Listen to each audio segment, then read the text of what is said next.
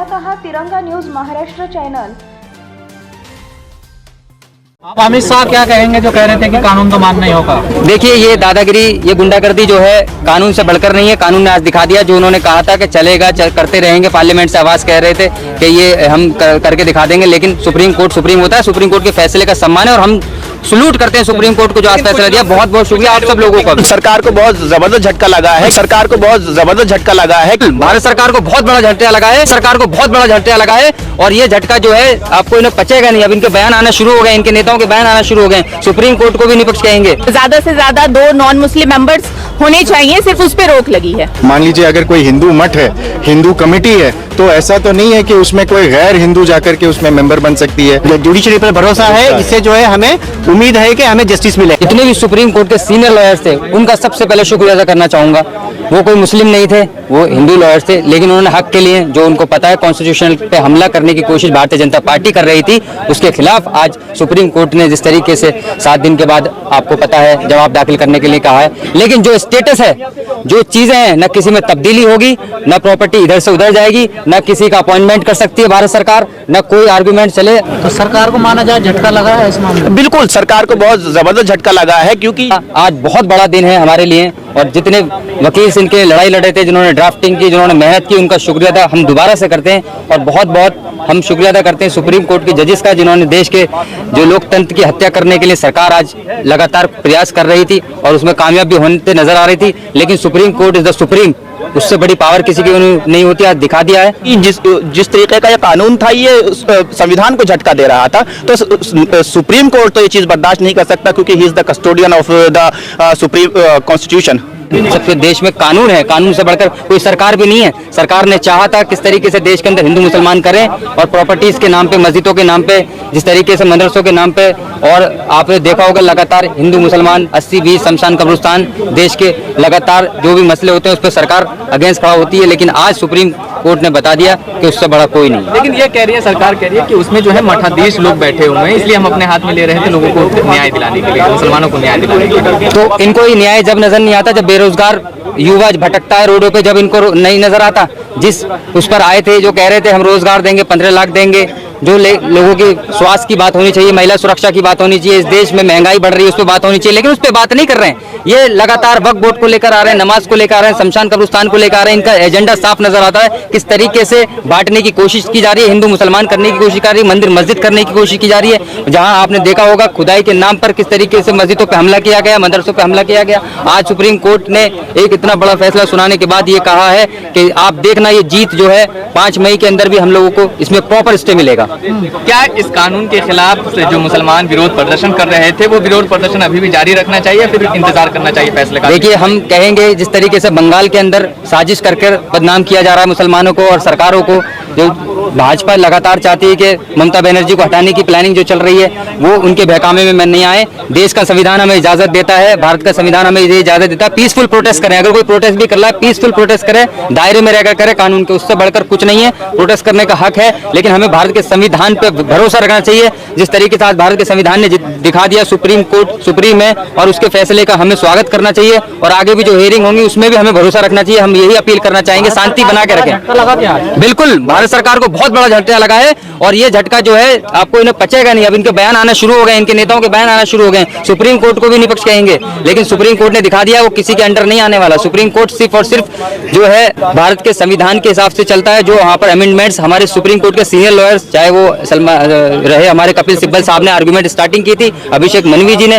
Supreme court के बहुत सारे सीनियर लॉयर थे जिन्होंने अपने आर्गुमेंट्स में बताया कौन कौन से अमेंडमेंट्स में क्या क्या है। वक्फ बोर्ड की 123 प्रॉपर्टीज को लेकर जो मसले चल रहे थे उस पर भी हाई कोर्ट से भी मैटर चल रहा है। तो ये सरकार ये ना सोचे कि वक्फ बोर्ड हमने पार्लियामेंट से पास कर दे तो हम मनचाहे चीजों को करेंगे, नॉन मुस्लिम को इन्वॉल्व करेंगे, बिल्कुल चीज समझ जाएगी। आपको लगता है खन्ना साहब विचार होने से पहले फुल एंड फाइनल हिसाब कर देंगे इसका? मुझे ये नहीं कहूंगा, मैं ये कहूंगा कि वो सिर्फ और सिर्फ भारत के कोर्ट का सम्मान है। वो भारत के जो कानून है उसके न्याय, उसके तरीके से चल रहे हैं। वो कोई पक्ष बात नहीं कर रहे। अगर इस तरीके से उल्टा होता तो कोई कुछ कहता, लेकिन वो सिर्फ और सिर्फ चीजें देख रहे हैं। जो रूल ऑफ लॉ की हत्या करने की सरकार कोशिश कर रही है वो नहीं होने देंगे और मैं उनका शुक्रिया अदा करता हूँ कोर्ट का। और जिस तरीके से एविडेंस रखे गए थे, वहाँ बताया गया अमेंडमेंट्स में क्या क्या प्रॉब्लम है, उसके बिहाफ पर ही ये चीज कही गई है। और कोई भी सरकार का दखल अंदाज जब तक नेक्स्ट हियरिंग नहीं होती है नहीं होगा, ना कोई अपॉइंटमेंट होगा, ना नए लोगों को लाया जाएगा, ना पुराने को हटाया जाएगा। जो है एज इट इज ऐसे स्टे रहेगा। अमित शाह क्या कहेंगे जो कह रहे थे कि कानून तो मानना ही होगा? देखिए, ये दादागिरी, ये गुंडागर्दी जो है कानून से बढ़कर नहीं है। कानून ने आज दिखा दिया, जो उन्होंने कहा था कि चलेगा करते रहेंगे, पार्लियामेंट से आवाज कह रहे थे कि ये हम करके दिखा देंगे, लेकिन सुप्रीम कोर्ट सुप्रीम होता है, सुप्रीम कोर्ट के फैसले का सम्मान है और हम सलूट करते हैं सुप्रीम कोर्ट को जो आज फैसला दिया। बहुत बहुत शुक्रिया आप सब लोगों का। कानून को स्टे क्यों करने जा रहा है वो उसको 3 पॉइंट उसने कोर्ट ने बताए थे कि पहली चीज तो हमें वक्फ बाय यूजर्स जो हटाया गया उसमें दिक्कत है, दूसरी चीज जो आपने कलेक्टर्स को पावर दी है उससे दिक्कत है, तीसरी चीज जो आप जो मेंबर्स जो है नॉन मुस्लिम बनाएंगे उससे दिक्कत है हमें। तो हम इन पॉइंट्स के ऊपर यहाँ पे स्टे करने जा रहे हैं। तो वही चीज़ हमें एक दिन का टाइम लेकर के सॉलिसिटर जनरल ने एक दिन का टाइम लेके गवर्नमेंट से बात की होगी, मैनेज किया इस चीज़ को और आके कोर्ट में आज ये कहा कि जिस चीज़ को लेकर के कोर्ट स्टे करने जा रहा था वो चीज़ें हम हटाने को तैयार हैं। वो हम चीज़ों पे हमें अपना स्टेटमेंट देते हैं कि ये तीनों ही चीज़ें हम नहीं करेंगे, ना तो हम कोई मेंबर जो है अपॉइंट करेंगे, ना ही हमारे कलेक्टर हम जो है कोई किसी तरीके का सर्वे या एक्शन लेंगे, और ना ही जो है वो कोई भी वक्फ बाय यूजर की प्रॉपर्टी है उसको डिनोटिफाई किया जाएगा। तो वो रीज़न अब खत्म हो गए हैं जिसकी वजह से कोर्ट स्टे कर रहा था। कोर्ट ने ये उनका सबमिशन सॉलिसिटर जनरल का जो है रिकॉर्ड किया और ये समझते हैं कि कोर्ट ने एक बहुत बड़ी विजडम का यहाँ पे मुजाहरा किया और एक इंसाफ न्यायपूर्ण जो है ये फैसला रहा। और अभी एक हफ्ते का टाइम जो है सुप्रीम कोर्ट ने दिया है सॉलिसिटर जनरल को, स्टेट को, यूनियन ऑफ इंडिया को, कि वो अपना एफिडेविट इसमें सबमिट करें। तो सुप्रीम कोर्ट ने पहले ही दिन जो है नोट कर लिया था कि इस कानून के अंदर गड़बड़ है और पहले ही दिन इस कानून को स्टे करने जा रहा था। मान लीजिए अगर कोई हिंदू मठ है, हिंदू कमेटी है, तो ऐसा तो नहीं है कि उसमें कोई गैर हिंदू जाकर के उसमें मेंबर बन सकती है, क्योंकि कुछ नियम कानून है, कुछ नियम अधिकार है, कुछ चीजें हैं जो उस पर्टिकुलर रिलीजियस कम्युनिटी की होती है, तो उसको ना ही इंटरफियर करे, ना ही दखल अंदाजी करे, वो ज्यादा बेहतर है। 300 साल 400 साल का जो कागज है और जामा मस्जिद है 300-400 साल की है, वो जो वक्फ किया था उसका कोई डॉक्यूमेंट नहीं होगा ना, तो यही पूछ रहे हैं ये लोग। तो इसका प्रेमा फेसी केस जो है इसीलिए तो जो है इंटरिम ऑर्डर मिला है। वक्फ में कभी जमीन हड़पा नहीं जाता है, वक्फ तो दी जाती है, जिस मकसद के लिए वो दी जाती है वो मकसद बनी रहनी चाहिए। आज सरकार आकर के कोई मस्जिद की जगह को हड़प नहीं सकता है, ये जबकि हड़पने का जो काम है ये उल्टा हो रही है। यहाँ पे जुडिशरी पर भरोसा है, इससे जो है हमें उम्मीद है कि हमें जस्टिस मिलेगा। आज जो कोर्ट ने आदेश लिखवाया उसमें क्लियर ये कहा गया कि भाई जो वक्फ बाय यूजर है उसमें उन संपत्तियों को डिनोटिफाई नहीं किया जाएगा कि जो गैजेटेड है या जो रजिस्टर्ड है।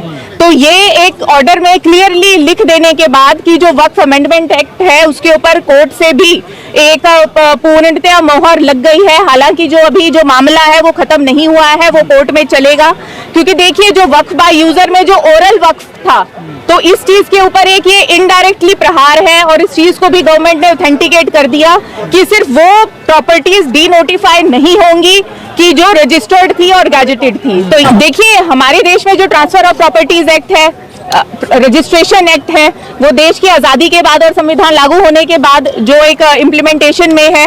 तो इस चीज़ को देखते हुए तो पहले सरकार के पास और फिर न्यायालय के पास ये भी प्रोविजन था कि उन प्रॉपर्टीज को ना डिनोटिफाई किया जाए कि भाई जो रजिस्टर्ड नहीं है। तो बेसिकली यहाँ पे जो है कि जो पूरी जो मान्यता दी गई है वो कानून को दी गई है और एक आम जन के जो भावनाएं हैं, क्योंकि आज आप ये देखिए कि बांग्लादेश में क्या हो रहा है और जहाँ पे अगर एक वक्फ बोर्ड वो अपने आप में एक कोई भी संस्था को कैसे अधिकार दे दिए जा सकते हैं कि वो संविधान ने जो समानता का अधिकार दिया है वो उसको खंडित करें। तो ये 7 दिन के लिए जो रोक लगाई है ये क्या किसकी? देखिए ये जो 7 दिनों के लिए जो रोक है कि जो सरकार इसमें जो रजिस्टर्ड है संपत्तियां, जैसा कि मैंने पहले बताया, उनको डिनोटिफाई नहीं कर सकती। अगर रजिस्टर्ड है संपत्तियां तो उनकी रजिस्ट्री को कैसे आप रद्द कर सकते हो? सिर्फ आज सर्वोच्च न्यायालय ने ये कहा है वही प्रॉपर्टीज डिनोटिफाई होंगी कि जो रजिस्टर्ड नहीं थी। सर्वोच्च न्यायालय ने भी उस चीज को ऑथेंटिकेट कर दिया है और जो रोक लगी है सिर्फ 1 हफ्ते तक कि एक जो नया कोई भी वक्फ बोर्ड गठित करने की जिसमें ज्यादा से ज्यादा 2 नॉन मुस्लिम मेंबर्स होने चाहिए, सिर्फ उस पर रोक लगी है।